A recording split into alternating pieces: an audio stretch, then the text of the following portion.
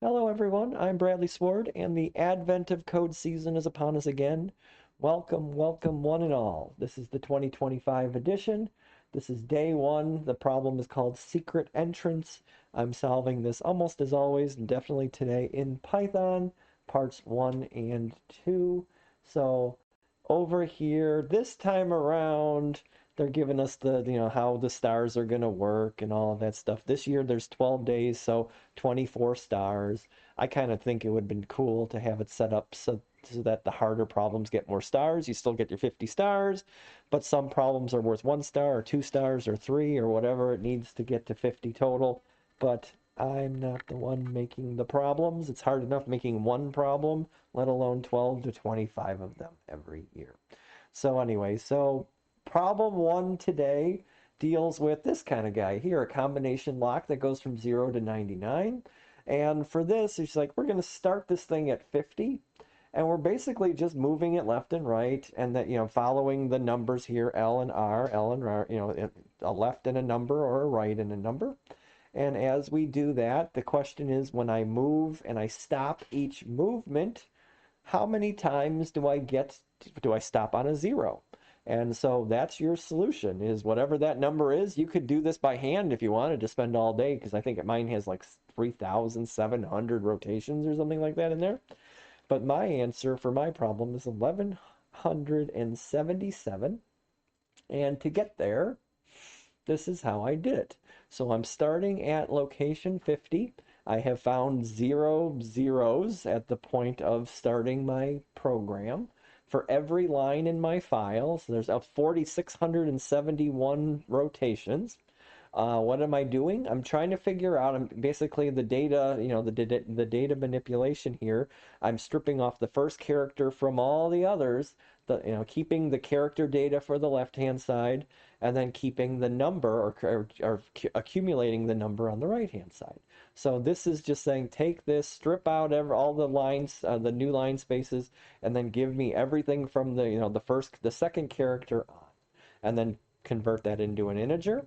And then for the first character of each of my strings, if it's an R, make it a +1. Otherwise, make this multiplier a -1. So it's just an easy way of reducing and not having to have if statements. So like if it was an L, then do some code, and if it's an R, do some other code. This is just a way of maintaining that, because then that multiplier gets applied here, and we just move, we're just taking our original value and we're adding whatever the amount is plus that multiplier. So if it's an L, we're going to subtract 50 or 52 or whatever the number is. And if it's an R, we're going to add 50 or 52 or whatever the number happens to be. And then, of course, at the end, we have to manipulate this. We use the mod 100. And again, in Python, this will give me a value between 0 and 99. Other languages will give me values that are negative depending on if the number is negative. And I think Python has it right.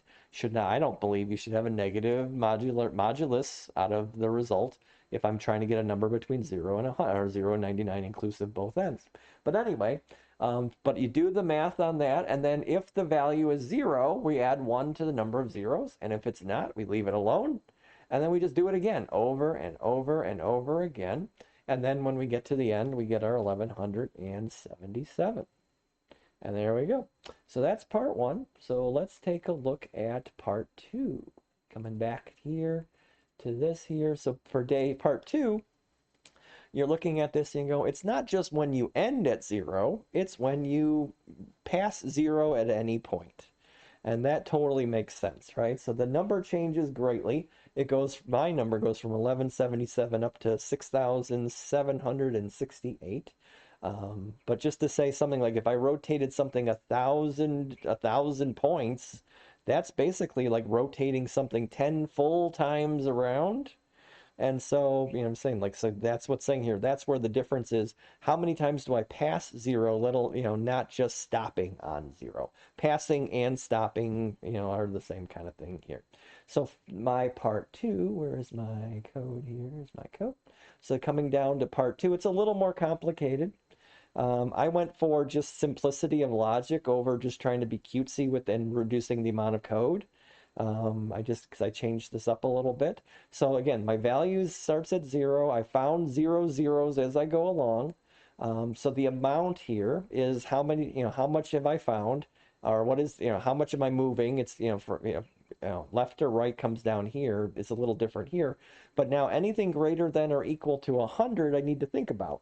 Because I'm like, okay, I'm just reducing it down. If it's like 270, I'm going to reduce it down to 70, but I'm going to add 2 full rotations to that, right? So 270 is 2 plus 70, 2 plus 70 on the movement scale. So 2 full rotations.